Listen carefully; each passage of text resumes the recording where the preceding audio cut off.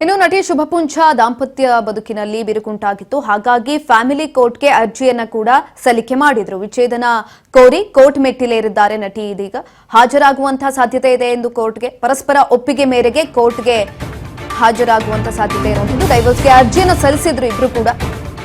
ನಟಿ ಶುಭಪುಂಜ ದಾಂಪತ್ಯ ಬದುಕಿನಲ್ಲಿ ಬಿರುಕುಂಟಾಗಿತ್ತು. ವಿಚ್ಛೇದನ ಕೋರಿ ಕೋರ್ಟ್ ಮೆಟ್ಟಿಲೇರಿದ್ದಾರೆ ನಟಿ. ಇಂದು ಫ್ಯಾಮಿಲಿ ಕೋರ್ಟ್ಗೆ ಹಾಜರಾಗುವಂತಹ ಸಾಧ್ಯತೆ ಇದೆ. ಪರಸ್ಪರ ಒಪ್ಪಿಗೆ ಮೇರೆಗೆ ಕೋರ್ಟ್ಗೆ ಡೈವೋರ್ಸ್ ಅರ್ಜಿಯನ್ನ ಸಲ್ಲಿಕೆ ಮಾಡಿದ್ರು. ಸುಮಂತ್ ಹಾಗೂ ಶುಭಪುಂಜ ಕೋರ್ಟ್ಗೆ ಹಾಜರಾಗುವಂತಹ ಸಾಧ್ಯತೆ ಇದೆ. ಉಡುಪಿ ಮೂಲದ ಉದ್ಯಮಿ ಸುಮಂತ್ ಕೈ ಹಿಡಿದಿದ್ರು ನಟಿ. 2022ರಲ್ಲಿ ಮದುವೆಯಾಗಿದ್ರು ಶುಭಪುಂಜ ಮತ್ತು ಸುಮಂತ್ ಇಬ್ರು ಕೂಡ.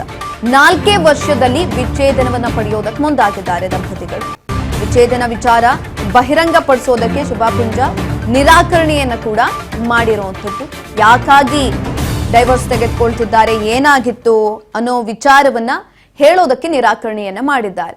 ಸಮಯ ಬಂದಂತಹ ಸಂದರ್ಭದಲ್ಲಿ ನಾನೇ ಹೇಳ್ತೀನಿ ಏನಾಗಿತ್ತು ಅಂತ ಹೇಳಿರುವಂಥದ್ದು. ಪೋಸ್ಟ್ ಅನ್ನು ಕೂಡ ಹಾಕಿದ್ದಾರೆ. ನನ್ನೆಲ್ಲ ಆತ್ಮೀಯ ಮಾಧ್ಯಮ ಮಿತ್ರರಿಗೆ ನಮಸ್ಕಾರಗಳು. ನಾನು ಚಿತ್ರರಂಗಕ್ಕೆ ಕಾಲಿಟ್ಟ ದಿನದಿಂದಲೂ ಕೂಡ ಇಲ್ಲಿವರೆಗೂ ನನ್ನನ್ನ ಬೆಂಬಲಿಸ್ತಾ ಬಂದಿದ್ದೀರಾ, ನನಗೆ ಪ್ರೋತ್ಸಾಹವನ್ನ ಕೊಟ್ಟಿದ್ದೀರಾ. ಇದೀಗ ನಾನು ಕೇಳ್ಕೊಳ್ತಾ ಇರೋದು ಇಷ್ಟೇ, ನಿಮ್ಗೆ ಸಮಯ ಬಂದಾಗ ನನ್ನ ವೈಯಕ್ತಿಕ ಜೀವನದಲ್ಲಿ ನಡೀತಾ ಇರುವಂತಹ ವಿಷಯದ ಬಗ್ಗೆ ನಾನೇ ನಿಮಗೆ ಖುದ್ದಾಗಿ ಹೇಳ್ತೀನಿ. ಅಲ್ಲಿವರೆಗೂ ಏನನ್ನೂ ಕೂಡ ಹೇಳಬೇಡಿ, ಮಾತನಾಡಬೇಡಿ, ಅದ್ರ ಬಗ್ಗೆ ಪ್ರಶ್ನೆಯನ್ನ ಕೇಳೋದಕ್ಕೆ ಬರಬೇಡಿ. ನನಗೆ ಏನಾಗಿದೆ ಅನ್ನೋದನ್ನ ನಾನು ಹೇಳ್ತೀನಿ, ಸಮಯಾವಕಾಶವನ್ನ ಕೊಡಿ ಅಂತ ಶುಭಪುಂಜ ಅವರು ಮನವಿಯನ್ನ ಕೂಡ ಮಾಡ್ಕೊಂಡಿದ್ರು. ಅವರ ಇನ್ಸ್ಟಾಗ್ರಾಮ್ ಖಾತೆಯಲ್ಲಿ ಕುರಿತಾಗಿ ಪೋಸ್ಟ್ ಅನ್ನು ಕೂಡ ಹಂಚಿಕೊಂಡಿದ್ರು. ಇದೀಗ ಇಂದು ಫ್ಯಾಮಿಲಿ ಕೋರ್ಟ್ಗೆ ಇಬ್ರು ಕೂಡ ಹಾಜರಾಗುವಂತ ಸಾಧ್ಯತೆ ಇರುವಂಥದ್ದು. 4 ವರ್ಷ ದಾಂಪತ್ಯವನ್ನ ಮಾಡಿದ್ದಂಥದ್ದು.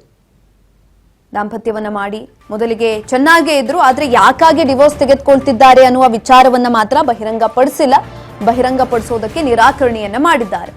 ಇಂದು ಫ್ಯಾಮಿಲಿ ಕೋರ್ಟ್ಗೆ ಹಾಜರಾಗುವಂತಹ ಸಾಧ್ಯತೆ ಇರುವಂಥದ್ದು. ವಿಚಾರಣೆ ಇದೆ ಇವತ್ತು. ಉಡುಪಿ ಮೂಲದ ಉದ್ಯಮಿ ಸುಮಂತ್ ಅವರ ಕೈ ಹಿಡಿದಿದ್ರು ನಟಿ ಶುಭಪುಂಜ ಅವರು.